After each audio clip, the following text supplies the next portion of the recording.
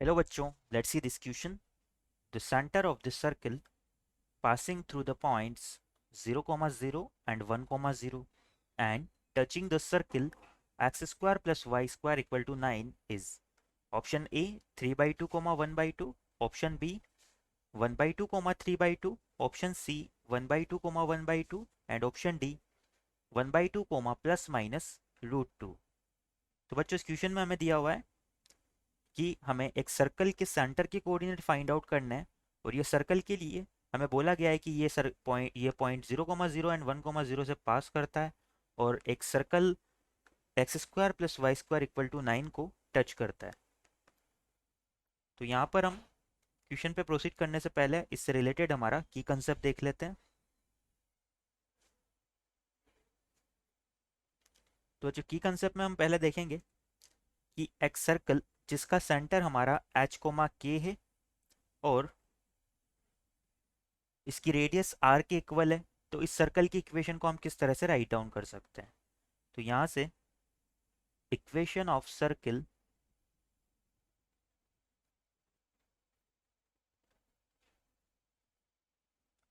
having center at having center h comma k and radius r। तो यहां से हमारे सर्कल की इक्वेशन हो जाएगी x माइनस एच का whole square plus y minus k का whole square equal to are square. अब बच्चों यहाँ से हम देखेंगे कि कोई दो सर्कल जो एक दूसरे को टच कर रहे हैं उसके लिए हमारी कंडीशंस क्या क्या हो सकती है। तो सपोज ये मेरे दो सर्कल्स हैं, ये हमारा फर्स्ट सर्कल है और इसको आउटसाइड में टच करता हुआ ये हमारा सेकंड सर्कल है। फर्स्ट सर्कल के लिए मैं सेंटर को C1 मान लेता हूँ और सेकंड सर्कल के लिए मैं सेंटर को C2 मान लेता हूँ। नाउ इसी तरह से फर्स्ट सर्कल जो है इसके लिए रेडियस को हम R1 नाम दे देते हैं और सेकंड सर्कल के लिए हम रेडियस को R2 नाम दे देते हैं। तो यहाँ से हमारी इन दोनों सर्कल के एक दूसरे को आउटसाइड में टच करने की कंडीशन क्या हो रही है। तो यहाँ से हम लिख सकते हैं कि हमारा जो C1 C2 है, यानी कि इन दोनों के सेंटर के बीच में जो डिस्टेंस है ये इन दोनों की रेडियस के सम के इक्वल होनी चाहिए। तो C1 C2 इक्वल आ जाएगा R1 प्लस R2 के। बट बच्चों यहाँ पर बोला गया है कि सर्कल एक दूसरे को टच करने चाहिए, तो आउटसाइड में भी टच कर सकते हैं और इनसाइड में भी टच कर सकते हैं। तो ये तो हमारी आउटसाइड में जब एक दूसरे को सर्कल टच करते हैं उसकी कंडीशन है। जब सर्कल एक दूसरे को इनसाइड टच करें तो इसमें हमारा क्या केस बनेगा। तो सपोज ये मेरा एक सर्कल है और एक दूसरा सर्कल इसको इंटरनली टच करता है। तो ये दूसरा सर्कल मेरा कुछ इस तरह से हो जाएगा। इन दोनों के सेंटर की बात करें तो फर्स्ट वाले का जो बड़ा वाला सर्कल है उसका सेंटर C1 और इस छोटे वाले का सेंटर C2 ले लेते हैं। इसी तरह से इनकी रेडियस की बात करें तो छोटे वाले सर्कल के लिए रेडियस R2 और बड़े वाले के लिए रेडियस R1 ले लेते हैं।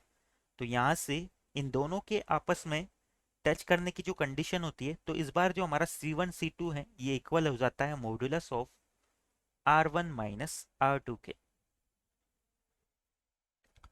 ये हमारे सर्कल की इंटरनली टच करने की कंडीशन होती है।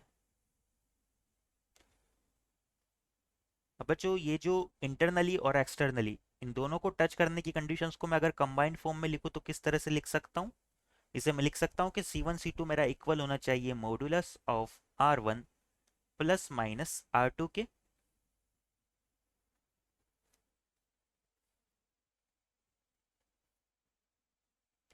ये हमारी किन्हीं दो सर्कल के एक दूसरे को टच करने की कंडीशन हो जाती है।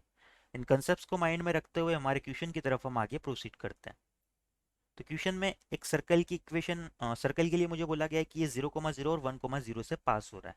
तो यहाँ से मैं क्या कर लेता हूँ, सर्कल की इक्वेशन को मान लेता हूँ।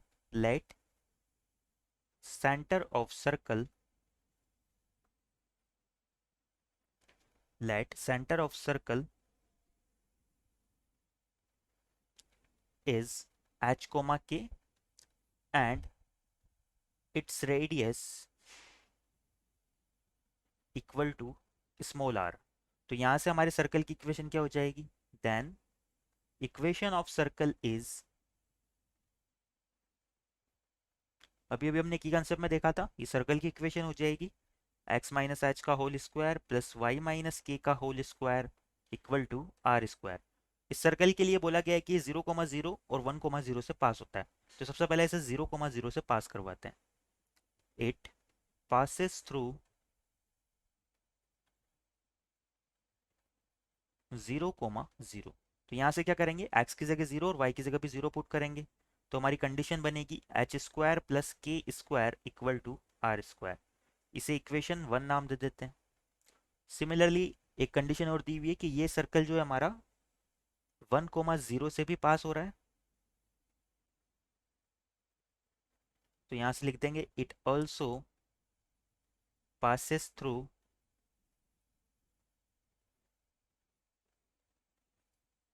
1,0। तो यहाँ से हमारा क्या हो जाएगा, देन x की जगह 1 और y की जगह 0 पुट कर देते हैं। तो ये हो जाएगा 1 माइनस एच का होल स्क्वायर प्लस के square equal to are square. इसे सिंप्लीफाई करें तो ये आएगा H square minus 2h plus 1 plus के square equal to are square.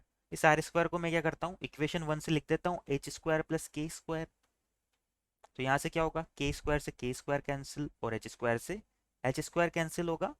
तो यहाँ से हमें h की वैल्यू मिल जाएगी। h हमारा इक्वल हो जाता है यहाँ से 1/2 के इक्वल।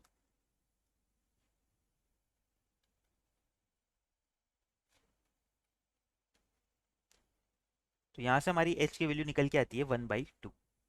यानी कि सर्कल के लिए हमें x कोऑर्डिनेट तो मिल गया। अब y कोऑर्डिनेट के लिए क्या करेंगे, हमें एक कंडीशन और दी हुई है कि ये जो सर्कल है हमारा ये टच करता है एक दूसरे सर्कल को जिसकी इक्वेशन हमें दी हुई है x square plus y square equal to 9। तो यहाँ से हम लिख सकते हैं this circle also touches circle x square plus y square equal to 9। तो यहाँ से हम कंडीशन को अप्लाई कर देते हैं कि इन दोनों सर्कल के जो सेंटर के बीच की डिस्टेंस है हमारी वो क्या हो जाएगी, इन दोनों के रेडियस के सम के इक्वल हो जाएगी। तो यहाँ से क्या होगा बच्चों, फर्स्ट वाले का सेंटर हमारा एच कोमा के था और इसका सेंटर क्या है 0,0। तो यहाँ से इन दोनों के सेंटर के बीच की डिस्टेंस क्या हो जाएगी, under root of h minus 0 का whole square plus k minus 0 का होल स्क्वायर, जो कि हो जाएगा under root of h square plus के स्क्वायर इक्वल टू होना चाहिए modulus of R1 plus minus R2। तो यहाँ से फर्स्ट वाले के लिए तो रेडियस हमारी R के इक्वल थी और सेकंड वाले के लिए किसके इक्वल है, यह है 3 के इक्वल। तो इस कंडीशन को सिंप्लीफाई करते हैं, हम क्या करते हैं दोनों साइड स्क्वायर कर देते हैं। जब हम दोनों साइड स्क्वायर करेंगे या फिर बच्चों यहाँ से हम देख सकते हैं कि एच स्क्वायर प्लस के स्क्वायर की वैल्यू जो है हमारी ये आर स्क्वायर के इक्वल है।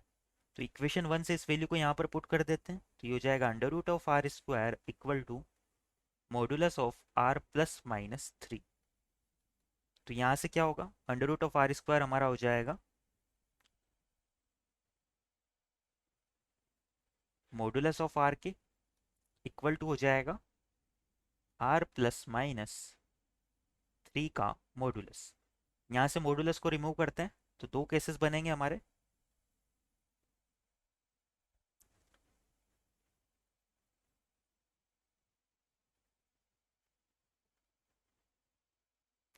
फर्स्ट वाले केस में क्या होगा, मॉडुलस प्लस साइन के साथ ओपन हो जाए। तो यहाँ से r की वैल्यू 2 के इक्वल आएगी, एक तो r प्लस 3 के इक्वल आ जाएगी एक बार, और एक बार r की वैल्यू r माइनस 3 के इक्वल आ जाएगी। तो r इक्वल टू जब हमारा r प्लस 3 होगा, एक केस तो ये बन जाएगा। दूसरा केस बन जाएगा कि r इक्वल टू हो जाए r माइनस 3। तो बच्चों यहाँ से तो r से r कैंसिल हो जाएगा, यानी कि 3 इक्वल टू 0 आ रहा है जो कि पॉसिबल नहीं है। यहाँ से हम बात करें तो यहाँ से हमारा क्या हो जाएगा, r equal to r minus 3, ये प्लस माइनस साइन के साथ आएगा। और यहाँ पे भी क्या होगा,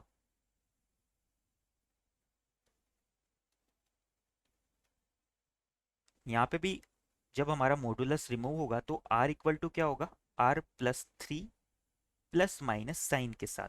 इन दोनों को सिंप्लीफाई करता हूँ तो दोनों के रिगार्डिंग दो अलग अलग केस बन जाएंगे। r इक्वल टू प्लस का r+3 और r=-r-3। तो बच्चों यहाँ से तो क्या आ रहा है, यहाँ से तो 0 = 3 आ जाएगा, तो ये केस पॉसिबल नहीं होगा। और यहाँ से हमारे r की वैल्यू नेगेटिव मिलेगी, तो ये वाला केस भी हमारा पॉसिबल नहीं होगा। नाउ ये जो सेकंड वाला केस बन रहा था, इसमें हमारा r इक्वल आ रहा था माइनस ऑफ r-3 के, और r इक्वल आ रहा था +r-3 के। यहाँ से क्या क्या केसेस बनेंगे, तो यहाँ से तो हमारा क्या बन जाएगा, ये हो जाएगा 2r = 3। तो यहाँ से r की वैल्यू निकल के आएगी 3/2। यहाँ से अगर बात करें तो फिर से r कैंसिल होगा, और 0 = आ जाएगा -3, जो कि पॉसिबल नहीं है, तो ये वाली वैल्यू भी हमारी कैंसिल हो जाएगी। तो इन चारों में से हमारी कौन सी वैल्यू एग्जिस्ट करेगी, r = 3/2। तो यहाँ से हम लिख सकते हैं देन r = 3/2। इसे हम इक्वेशन 2 नाम दे देते हैं।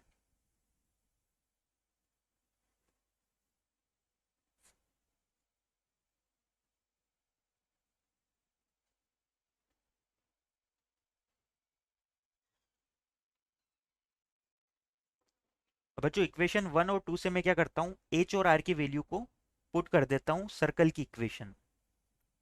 यहाँ पर हमारे पास था सिंस